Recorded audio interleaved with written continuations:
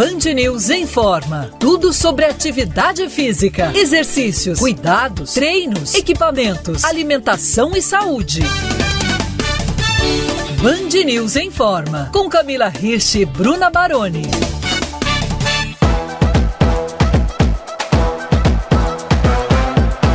Prevenção de doenças cardiovasculares, fortalecimento dos ossos, melhora da respiração, da qualidade do sono, da memória, emagrecimento, combate à depressão. Esses são alguns dos vários benefícios que a gente pode colher com a corrida. Pode parecer algo simples, colocar o tênis e sair correndo por aí. Mas não é bem assim. Quando a gente se planeja, busca ajuda, faz estratégias, a corrida pode ser muito melhor aproveitada e prazerosa sem lesões. Então, como se planejar para começar a correr? Ou para manter a corrida no dia a dia? Quais estratégias podem evitar lesões de corredores? Seja bem-vinda, seja bem-vindo a mais uma edição do Band News Informa, comigo, Bruna Baroni, e a nossa professora, mentora e treinadora, Camila Hirsch. Olá, Bruna, olá, ouvintes. Tema delicioso hoje, que eu gosto muito, que eu pratico, já pratiquei mais do que agora, mas que sempre orientei muitas pessoas nesse mundo das corridas, das caminhadas. Então, acho que a gente tem sempre o que aprender, porque sim, parece que é simples, é simples quando a gente tem uma boa orientação, quando a gente tem informação, porque o esporte, a atividade física é para ser levado com leveza, com diversão, mas com conhecimento, que ajuda demais a gente conseguir permanecer praticando e colhendo todos esses benefícios, sim, que você disse no começo, e muito mais para a nossa saúde, para qualquer um. Bom, além da ajuda da nossa rainha das corridas, Camila Hirsch, a gente tem mais um reforço hoje aqui no programa, o fisioterapeuta João Douglas Gil. João, seja bem-vindo ao Band News Informa. Muito obrigado pelo convite, é um prazer estar com vocês, principalmente por um assunto tão interessante e tão gostoso de falar. Bom, vamos começar do começo então, João. Eu queria que você passasse aqui pra gente quais são as lesões mais comuns entre quem pratica a corrida. Bom, são várias, né? E antes de falar das lesões, existe uma grande preocupação da parte da reabilitação, a parte da fisioterapia e da saúde, que é esse boom da corrida, né? A corrida hoje foi descoberta com todos os benefícios, principalmente esse anti-estresse, esse fator que emocionalmente é extremamente importante para as pessoas, né, conseguirem achar uma válvula de escape. Mas o que está acontecendo muitas vezes um volume muito alto, uma aceleração muito alta nesse processo da corrida, de começar, para quem nunca correu, de repente começar evoluindo muito rápido. Então a gente é muito comum no dia a dia nós encontramos algumas lesões. Eu separei algumas que são as mais comuns. A primeira delas é o que a gente chama da síndrome patelofemoral, que é o joelho do corredor, que é aquela dor atrás do joelho, atrás da patela, né, região anterior do joelho, mas atrás da patela, da rótula, que causa bastante desconforto na hora de levantar, de sentar, durante a corrida ou corrida em descidas, né? A gente tem bastante desconforto. Depois nós temos as canelites, né, ou a síndrome do estresse tibial, que também incomoda bastante gente, que é uma dor na parte distal da perna, quase no tornozelo ali, que na lateral dessa perna, que incomoda bastante também durante a corrida. E aí as famosas tendinites de Aquiles, né, isso é bem comum, a gente vem tratando esses tendões que inflamam, que espessam, que dificultam bastante nessa evolução da corrida. A outra lesão que é bem comum também são as fasciites plantares, então aquela inflamação da fáscia, a dor quando a pessoa levanta de manhã cedo, desconfortável, que é bem comum, principalmente quando não se tem um calçado adequado ou se aumenta muito o volume e intensidade da corrida sem as preparações devidas. E aí, por fim, a gente tem a banda iliotibial, ou a síndrome da banda iliotibial, que é uma lesão também nessa região lateral da perna, que a pessoa normalmente sente na região do joelho, na parte externa do joelho, na parte lateral do joelho. E também incomoda muito e limita, muitas vezes, o tipo de corrida, dependendo da intensidade dessa lesão. E acho que não posso deixar de falar talvez uma das mais sérias, que é a fratura por estresse também que acomete bastante os corredores de rua, principalmente. É muito legal a gente falar sobre isso. Primeiro, que não quer dizer que todo mundo que começa a correr vai ter e vão ter todas elas, né? Mas são lesões que realmente aparecem em alguns momentos. E você disse um pouco sobre esse aumento do volume ou querer... isso não necessariamente acontece também só quando a pessoa está começando, né? Então eu acho que falar assim um pouco o que traz essas lesões, porque eu costumo sempre falar assim, essas lesões da corrida, elas são alimentadas, né? Eu, como treinador, a gente vê muito isso, porque existe uma negligência às vezes do aluno de passar informação, mas assim, falar para o pessoal um pouco o que causa normalmente, quais são os fatores que a pessoa pode evitar para tentar ter essas lesões? Bom, o que eu acho muito importante é que eu, apesar de ser totalmente científico, a gente trabalha com evidências científicas, e eu não posso deixar de falar do contexto emocional. A dor hoje, ou a lesão, na minha opinião, ela é multifatorial. Então, a gente percebe muito quando as pessoas aparecem com estiramentos, lesões, inclusive as lesões do corredor. Quando a gente começa a conversar e investigar, você percebe que existe uma parte comportamental muito grande. E o comportamental, o emocional, ele muda a tensão muscular, ele muda o gesto da corrida, mas de modo geral, se nós olharmos só a biomecânica da corrida, ou a parte mecânica mesmo, física, a gente tem algumas coisas importantes. Primeiro, que eu acho que o treinamento ele tem que ser por um profissional adequado. Eu preciso de um treinador mesmo para entender e avaliar assim, quais são as minhas condições musculares. Por exemplo, as pessoas trabalham muito musculatura de perna, mas de um contexto que a gente chama de contrações normais, um agachamento, uma cadeira extensora, né, as contrações normais do exercício. Muitas vezes o corredor, dependendo do terreno que ele corre, se é subida, se é descida, se é chão duro ou mais macio, ele precisa da força excêntrica do quadríceps, que é aquela força de amortecedor. Isso vai depender da característica da corrida, do passo, do peso da pessoa, mas normalmente essas pessoas que nunca correram e começam a correr, elas correm como se estivesse brecando, né? Elas amortecem o passo. E essa falta da contração... Olha, você está sendo bem técnico, é ótimo isso, mas eu falo que elas parecem um saco de batata. É mais ou menos isso. Que não tem exatamente essa força excêntrica de desacelerar e de segurar, sustentar o corpo na hora que tem um impacto, né? Muito bem. E é interessante que não é só do quadríceps, né? Não é só da perna. Essa força excêntrica ela vem do abdômen, do core, vem da musculatura de panturrilha, coluna. Por isso que o treinador é fundamental. Então, eu acredito assim, preventivamente, a pessoa que gosta de correr, ela precisa fazer um treinamento físico adequado. E a outra coisa que eu acho interessante é o piso. As pessoas muitas vezes estão acostumadas a correr numa esteira e vão para um piso rígido.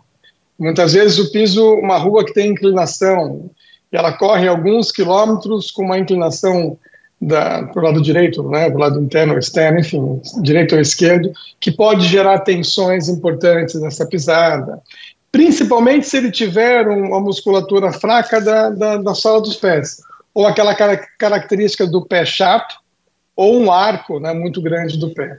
Muitas vezes as mudanças de piso podem interferir nisso. Mas eu acho que o principal problema, Camila, acho que você já ouvi você falando sobre isso, é o excesso, né? Eu querer evoluir muito rápido ou correr muito, acompanhar a pessoa, meu colega de corrida, e não me preparar para esse excesso. E aí a gente começa, os sintomas das pequenas lesões começam ali.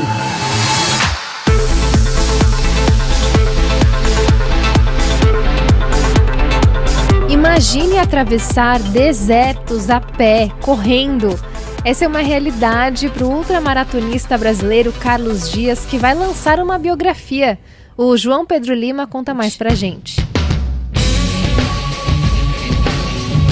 O ultramaratonista Carlos Dias, primeiro sul-americano a percorrer 4 dos desertos mais extremos do mundo, conta a experiência de atravessar os desertos de Gobi, Saara, Antártida e Atacama no novo livro Além dos Extremos. O evento ocorre no próximo dia 29 e será num local especial, a pista de atletismo do Centro Olímpico de Treinamento e Pesquisa, na Zona Sul de São Paulo. Então a corrida ela fez parte de toda a minha jornada, processo de aprendizagem na vida. Então é nada melhor do que na hora que você decide passar isso para o papel e compartilhar com as pessoas, seria interessante colocar no ambiente que as pessoas estejam em movimento. Que a proposta do livro é convidar sempre as pessoas a se movimentar, não só o corpo, mas a nossa mente, e colocar as ferramentas certas na nossa mochila para conseguir atravessar os nossos desertos do dia a dia com mais leveza.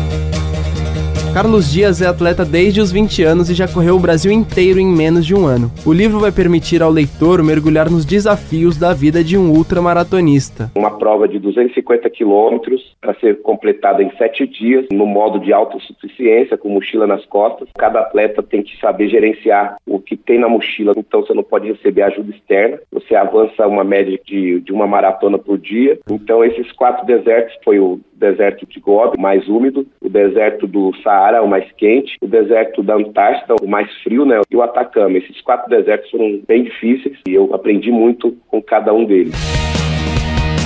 No dia do lançamento do livro Além dos Extremos, o público vai ter a chance de participar de uma corrida e caminhada com tempo mínimo de 30 minutos e máximo de 2 horas. As inscrições variam entre R$40 e R$80 e podem ser feitas através do site livrocarlosdiasultra.blogspot.com. Repetindo, livrocarlosdiasultra.blogspot.com. Camila, o Carlos incentiva muito a gente a tentar uma coisa nova, né? Não necessariamente ir para o deserto do Saara correr, mas por que não a gente se desafiar, né? Se propor algo novo. Pois é, eu do deserto, se eu passar de avião em cima, eu já tenho medo de avião. Você imagina ter que caminhar ou correr em algum deles, né? Mas enfim, eu acho que é exatamente isso, Bruna, a gente atravessar os nossos desertos, como ele fala, né? Cada um dentro da sua realidade, cada um dentro do seu dia a dia, dos seus objetivos. Ele está convidando todo mundo, né, para ir lá no lançamento do livro dele, vai ter a caminhada, então ninguém precisa pensar, olha, pode correr de 30 minutos até 2 horas, se eu não me engano. A corrida traz essa flexibilidade. Então, assim, você se preparar para isso e usar essas dicas todas que a gente está escutando também do João, do fisioterapeuta, que vai ajudar demais você a atravessar aí o deserto com sucesso.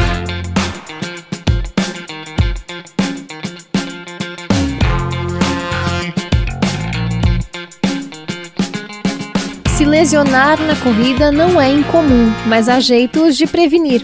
E esse é o assunto de hoje do Band News em Forma, que recebe o fisioterapeuta João Douglas Gil. No começo da nossa conversa, João, você citou algumas das lesões mais comuns, e eu queria saber se tem alguma dessas que tende a demorar mais tempo para recuperar, que demanda, né, um trabalho de fisioterapia mais longo.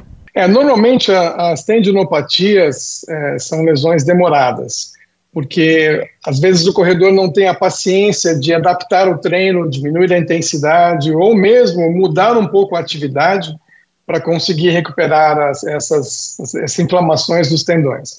Um exemplo são as tendinopatias do tendão de Aquiles ou mesmo as facetes plantares.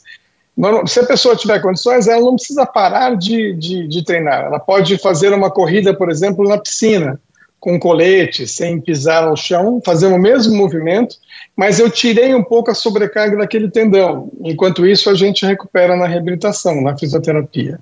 Outra lesão que é mais complicada e exige um preparo muscular muito grande para poder preservar essa estrutura são as cartilagens. Infelizmente, as cartilagens não regeneram. Então, quando eu tenho uma lesão, eu preciso me adaptar àquela lesão e aí o trabalho muscular é fundamental. Então, eu preciso de um tempo importante para fortalecer aquela musculatura específica, diminuir aquele processo inflamatório dessa articulação que comprometeu a cartilagem. E isso muitas vezes demora assim, 3, 4 meses, dependendo da lesão, para que a pessoa consiga correr novamente, voltar à atividade sem sintomas, sem dor. Então, é claro que é muito específico, depende de cada pessoa, de cada lesão, da extensão da lesão, mas normalmente essas são as mais demoradas. E também tem a fratura por estresse, mas aí eu acho que, como também ela é multifatorial e tem uma influência muitas vezes hormonal, etc., é importante uma boa avaliação para a gente ter a atitude correta no processo terapêutico. Se continua com o impacto, se tira o impacto, se muda para um outro tipo de exercício e assim por diante. E corredor, na verdade, não quer fazer musculação, né? Por natureza, eles querem ficar na rua e não quer saber de fazer um fortalecimento. Então, isso também complica, né, doutor? Nossa, outro dia eu conversei com um jogador de futebol, um profissional, e perguntei assim, o que você menos gosta do futebol? Ele falou, de treinar. Eu quero jogar. E o corredor é o mesmo, né? Ele quer correr, ele não quer se preparar para aquilo. E é muito mais prático, né? Eu acordo de manhã, coloco a roupa, o tênis e vou correr, né? Já a musculação exige muito mais coisas, né? Agora, doutor, eu tenho uma pergunta, assim, eu não sei se você sabe qual a porcentagem, se é pouco, se é muito, enfim, de pessoas que, por exemplo, a pessoa apresenta uma característica física, vamos supor, ela tem pé para dentro, ela tem joelho virado, quadril, enfim, alguma característica na estrutura física dela mesmo, que na hora que ela começar a correr, aquilo vai virar provavelmente uma sobrecarga muito grande em cima de uma estrutura que está mal encaixada, ou no joelho, ou tornozelo, ou o próprio quadril, enfim. Mas até que ponto a gente deve procurar antes, ou espera aparecer? O que a pessoa poderia fazer? Ou se ela vai entrar num ritmo de treino, por exemplo, uma maratona que vai aumentar bastante o volume? Vale a pena uma avaliação? Vocês conseguem prever assim, as possíveis lesões? Como que funciona? Não dá para prever uma lesão, né? Tanto que hoje existe uma crítica, um conceito muito grande sobre prevenção. O que é a prevenção? O que a gente percebe é o seguinte, as pessoas com uma pisada muito diferente, né, ou um pé muito chato, ou então muito calvo, elas vão precisar de mais tempo de treinamento do que outras. O corpo é muito inteligente, o corpo é fantástico, ele consegue se adaptar, ele consegue se preparar para aquilo. O único cuidado que a gente tem que ter é a pressa. Então, se eu quero, por exemplo, me preparar para uma meia maratona, né, que agora, meia maratona, por exemplo, do Rio, todo mundo quis fazer, todo mundo se preparando para essa meia maratona. Mas muitas vezes, como você disse, eles não passam por o processo todo. Então eu preciso evoluir, né, gradativamente e esperar que meu corpo crie esse processo de adaptação. E aí, se eu puder fazer uma leitura melhor, eu vou usar o equipamento melhor, né? Tem um trabalho que mostra que esses tênis pronados ou supinados, eles não são, né, a solução para o problema. É muito mais de um ajuste muscular, postural, fortalecimento do que o próprio tênis. Não é isso que vai salvá-lo. Pode ajudar, mas não é o que vai salvar. O mais importante, do meu ponto de vista, o que a gente acostuma, são essas pessoas que aceleram muito o processo para chegar no objetivo. E o que eu gosto de deixar sempre registrado aqui, adoro quando vejo esses profissionais, sabe, Bruna, que falam isso, que a gente pode puxar a orelha dos ouvintes. Todos, ele puxa de um lado e eu puxo de outro, porque isso tem tudo a ver com o comportamental que você disse no início do programa, né, João? Por quê? Aí não só é a pressa e a administração do treino via autoral, né? Então a pessoa, por exemplo, aí ela perde 1, 2 treinos na semana e acha que se fizer o treino mais forte, aquele de pista ou de tiro, então tá salva a semana. E aí ela não traz essa adaptação para o corpo, para toda a estrutura músculo-esquelética, até metabólica que a gente tem de tudo, e a pessoa fala, não, pelo menos o treino forte eu não perdi, né? Então eu sempre costumo dizer, às vezes é melhor você perder o treino forte do que o treino mais fraco em determinada semana. Então, são muitos fatores e o comportamental faz total diferença para uma evolução dentro da corrida, né? Com certeza. E se você observar e conversar com os seus alunos, você vai perceber que as lesões normalmente acontecem quando emocionalmente eles não estão bem. Eles não estão bem. Então, recentemente um colega separou e falou que saiu para correr. E aí ele voltou, a hora que esfriou começou a ter dor. Eu falei, mesmo, você correu quanto? Falou, corri 1h45. Eu falei, mas o seu ritmo, como é que estava antes? Eu corria 45, 50. E aí foi para um terreno que eu não conhecia e acabei, é óbvio, né? Então tem o emocional e tem essa sobrecarga que a gente comentou agora. João, você comentou antes de uma lesão específica, não vou me lembrar agora, mas que era uma lesão que não exigia do corredor que ele parasse totalmente de fazer algum treino, que ele poderia entrar na piscina, por exemplo, né? Então, nem sempre quando o corredor apresenta alguma lesão, ele precisa ficar parado. O que você sugeriria para as pessoas, até por conta dessa ansiedade, né? Tem algumas lesões que de fato não permitem, mas aquelas que permitem, que outras coisas elas podem fazer para não ficar totalmente parada? Então, são poucas lesões que a gente precisa parar o corredor. Normalmente ele pode manter uma atividade importante, como bicicleta, natação, ou mesmo a corrida, água tocando o solo da piscina, ou a corrida com o flutuador sem tocar o solo da piscina. São várias delas, principalmente as lesões que vêm por impacto, por sobrecarga mecânica. Então, as lesões de cartilagem do joelho, as lesões como a canelite ou a fasciite plantar, né, a dor na face. Essas lesões, se você mudar um pouquinho o estímulo e diminuir o impacto, que pode ser uma das causas mecânicas, a gente consegue prevenir bastante esses problemas. E o não parar, ele é fundamental, não só pelo aspecto emocional, mas mesmo pelo aspecto fisiológico. Quando a gente está ativo fisicamente, o metabolismo melhora muito mais rápido, ele consegue superar ou recuperar das lesões mais rápido. A gente tem substâncias, né, não vale a pena falar tudo aqui, mas várias substâncias que vão facilitar o aumento, a vasodilatação, o aumento de circulação no local da lesão, que vai ajudar na recuperação. O que não pode acontecer, que as pessoas não confundirem, é assim, ativar fisicamente, claro, uma atividade, mas que durante a atividade eu sinto a dor naquela minha lesão. Ou após a atividade, quando meu corpo esfria, aumenta a dor na região. Então eu preciso buscar uma atividade que não provoque isso.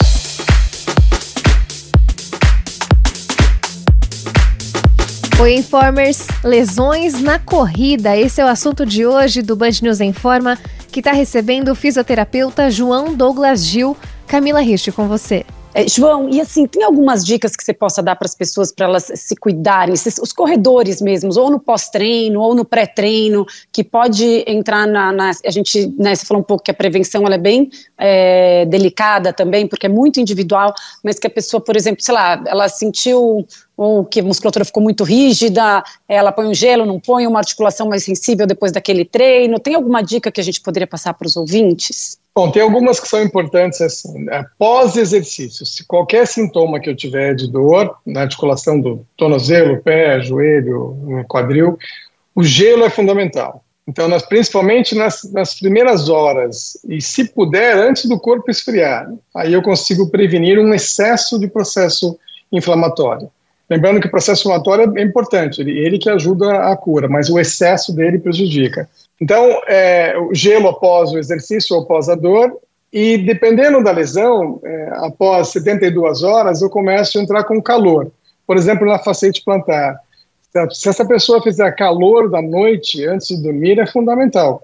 Ela consegue vascularizar a área que está comprometida, e aí ela se recupera muito mais fácil durante a noite, durante o repouso. Esse é um ponto importante. Eu gostaria de falar uma coisa, bom, a gente não pode deixar de falar dos alongamentos, do fortalecimento, tudo isso é prevenção, né? Então, as pessoas às vezes alongam em excesso antes ou depois da corrida e confundem o alongamento com ganho de amplitude articular, o ganho de flexibilidade. Então, o alongamento é mais para um aquecimento, mais um relaxamento do que um grande ganho de amplitude. E eu gostaria de enfatizar esse talvez seja um assunto até para a gente discutir com mais calma, mas é importante a gente entender, principalmente as mulheres hoje que estão correndo muito, e da meia-idade, onde começam a entrar na menopausa, né, e no climatério, essas mulheres têm uma alteração hormonal importante. E muitas vezes essas alterações hormonais ajudam, junto com o estresse, a causarem ou provocarem lesões. Então, também é importante procurar o ginecologista e obstetra, conversar com eles direitinho sobre essas mudanças hormonais, entender o quanto de desequilíbrio metabólico eu tenho para poder dar continuidade numa atividade, né, de intensidade. Muito bem, quero agradecer demais a participação do fisioterapeuta João Douglas Gil com explicações sobre prevenção e tratamento de lesões na corrida. João, muito obrigada, viu, pelo seu tempo aqui com os nossos ouvintes e a gente se fala numa próxima com certeza. Obrigada. Eu que agradeço, vai ser um grande prazer. Obrigada, João, adorei. Obrigada.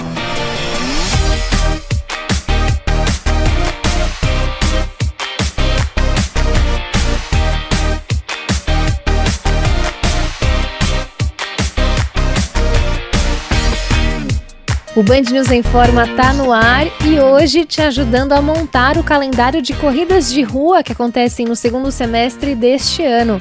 Se você está pensando em tentar a sua primeira meia maratona, aqui vai uma sugestão da repórter Milena Viana, do Rio de Janeiro.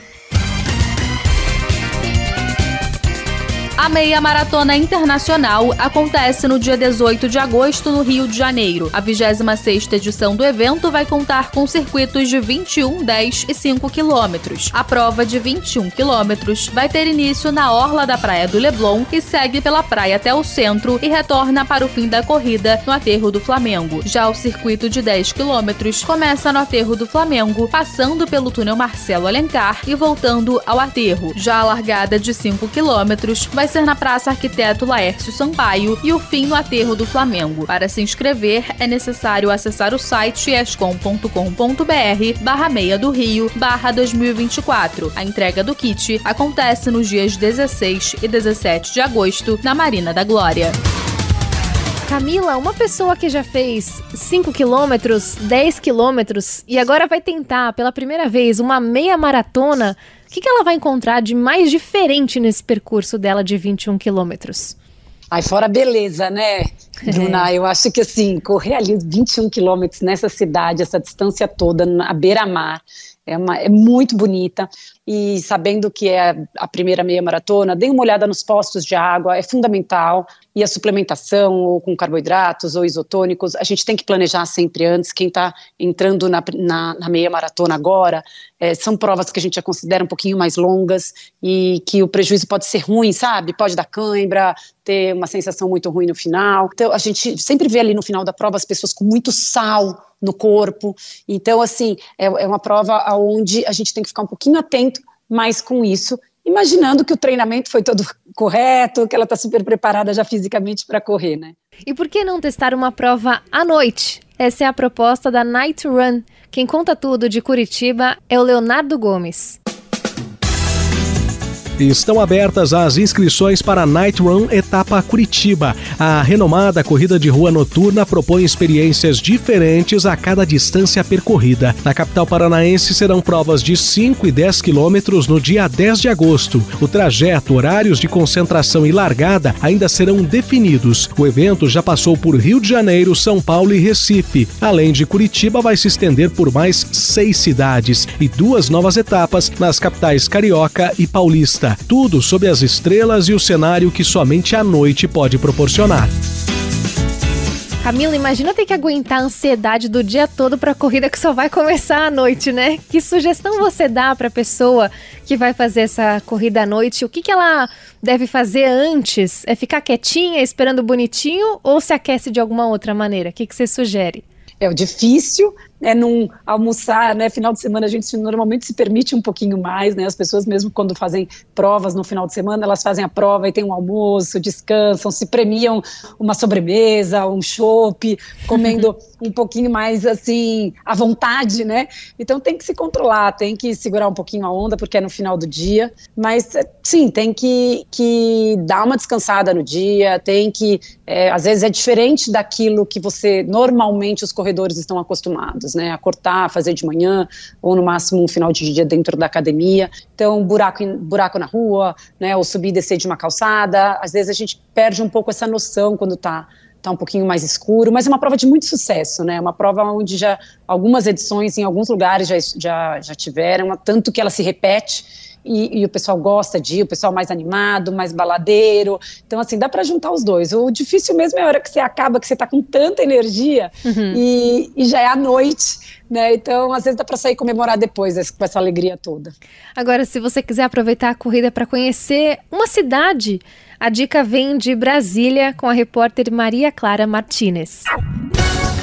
Oi, gente! Eu tô aqui em nome da Band News FM para anunciar um evento super legal que é a Maratona Monumental de Brasília, uma corrida que vai percorrer os principais monumentos da capital. Além da maratona completa de 42 quilômetros, teremos também as distâncias da meia maratona de 21 quilômetros, 10 e 5 quilômetros. As corridas vão ser em 23 e 24 de novembro e a gente se encontra lá na Esplanada dos Ministérios. Mas fique atento que a largada para as inscrições já foi dada e essa corrida termina em 31 de outubro ou até durarem os lotes. As inscrições podem ser feitas no site ticketsports.com.br.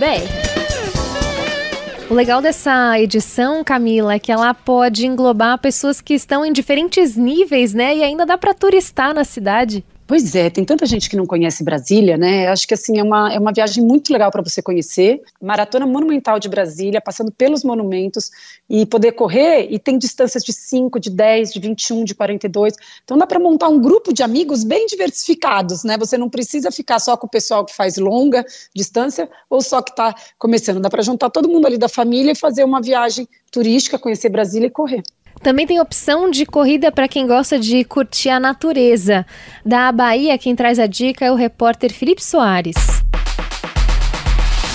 A Corrida Vale do Pati 2024 vai ser realizada na cidade de Andaraí, na região da Chapada Diamantina, na Bahia. A prova acontece no dia 21 de setembro. A competição acontece no ambiente de natureza, com um percurso demarcado, onde o objetivo é concluir o trajeto no menor tempo possível. Os participantes têm a opção de correr 7, 13, 21 e 34 quilômetros. Para se inscrever, os interessados devem acessar o site races.com.br. Essa dica é preciosa. Quem não conhece a Chapada Diamantina, fica a sugestão, um lugar maravilhoso que a gente tem aqui no Brasil. E já é um percurso mais desafiador, né, Camila? Sim, é um percurso desafiador, mas ainda tem uma distância pequena, que são os 7 quilômetros dentro dessa prova, mas que quando a gente fala de trilha, de montanha, já é um outro perfil, né, Bruna? É importante as pessoas saberem o que elas estão ali encontrando. Então, mas pode ser um bom momento para um início. Tem um contato com a natureza muito grande e elas mudam um pouquinho ali o estilo da corrida, mas eu acho que sempre vale a pena a gente experimentar um pouquinho isso, porque tá muito próximo da corrida. Então, quem já gosta de liberdade, de ar livre, de contato com a natureza, é um prato cheio. Para os mais tradicionais, Minas Gerais também guarda uma das corridas de rua mais esperadas do ano. Conta aí, Bruno Marum. A Volta Internacional da Pampulha, considerada uma das mais importantes provas de rua do país, está marcada para o dia 8 de dezembro e neste ano de 2024 comemora sua 25ª edição. O icônico Estádio Mineirão é o ponto de largada e chegada da Volta Internacional da Pampulha, que tradicionalmente conta com a participação de vários atletas e corredores do Brasil e do exterior, que percorrem os 18 quilômetros da orla da Lagoa da Pampulha, cartão postal de BH. A rota apresenta uma combinação de trechos planos e subidas suaves. Na edição do ano passado, mais de 15 mil pessoas participaram da Volta Internacional da Pampulha, que teve o baiano Fábio Jesus Correia como vencedor no masculino e a queniana Viola Kosgei no feminino. As inscrições estão abertas pelo site ticketsports.com.br. Bom, Camila, fica a sugestão para quem quer encerrar o ano daquele jeito, né? Colocando aí um desafio de uma prova mais tradicional e, como você sempre fala aqui, procurar aquelas provas mais bem organizadinhas, né? Então essa pode ser uma boa opção. Ela é uma prova super organizada, Bruna.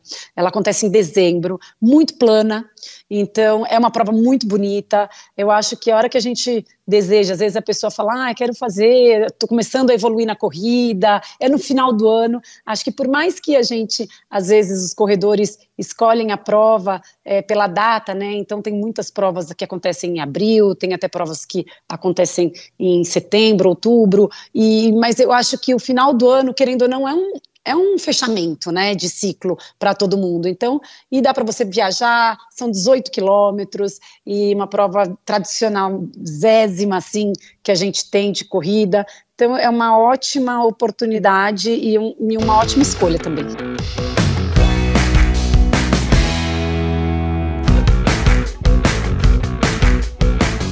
O Band News em Forma vai chegando ao fim. Hoje a gente falou um montão sobre corrida, lesões, tratamentos, prevenção e também montamos um calendário de provas para os próximos meses. E para fechar com chave de ouro, a gente separou uma dica para a família toda. A Carol Santana conta pra gente. São Paulo vai receber uma atração para corredores e caminhantes para lá de divertida. A corrida Bob Esponja, organizada pela Top Gun e pela Paramount, preparou uma programação especial e temática com 5 km de corrida e 2 de caminhada. Para celebrar os 25 anos do personagem que vive em um abacaxi e usa calças quadradas, os participantes poderão correr utilizando camisetas e números de peito personalizados. O evento vai contar com uma categoria de elite para homens e mulheres, com troféus do 1º ao 5º lugar, além da categoria geral com largadas em baterias. E para aqueles que curtem algo mais tranquilo, será realizado também uma caminhada recreativa. A corrida Bob Esponja acontece no dia 26 de outubro no Parque Vila Lobos, em São Paulo. As inscrições podem ser feitas até o dia 24 de outubro e o preço varia entre R$ 90 e R$ 270, a depender da modalidade escolhida. Olha só, Camila, que jeito bacana, né, de introduzir a corrida na vida de uma criança, de um adolescente. Pois é, né, um pai corredor, uma mãe corredora que quer fazer com que a família participe, estimule. Então eles têm assim 2 quilômetros caminhando, gente, isso qualquer criança vai poder participar, né, estar lá, e 5 quilômetros correndo. Então dá para todo mundo fazer junto e com certeza vai ser uma diversão, uma introdução muito legal e animada. Então, se você também tem aquele, porque também tem uns grandinhos por aí, tipo a gente, né, Bruna, que gosta do Bob Esponja, também tem uma relação. Com certeza. Não é verdade legal? Então, às vezes, a gente vai lá também para prestigiar e levar amigos, né? Convidem amigos. Eu acho que não tenho dúvidas que vai ser uma prova divertida, leve, e eu acho que é dessa maneira que a gente tem que começar e tem que levar sempre o esporte e a corrida na vida da gente. É isso, porque é um momento de socialização também a corrida, né? Algo pra gente se divertir, ficar mais leve, né, Camila? Total, pra parecer que não fez quase, entendeu? Por mais que tenha sofrido ali, é o objetivo. Camila Hirsch, chegou a hora da gente ir embora correndo. Quem quiser treinar pra correr com você, como é que faz? É só me procurar no @Camila_, aquele risquinho embaixo, Hirsch, HIRSCH. Eu tenho um grupo de corridas que chama Corrida Sem Neura, mas a gente treina com responsabilidade, com diversão e com bastante suor, Bruna. Boa semana para você e boa semana a todos os ouvintes. E você, ouvinte, pode ouvir essa e outras edições do Band News em Forma no site bandnewsfm.com.br. Tem a playlist do programa no canal do YouTube da Band News FM e também o perfil no Spotify. Se cuidem e até a próxima!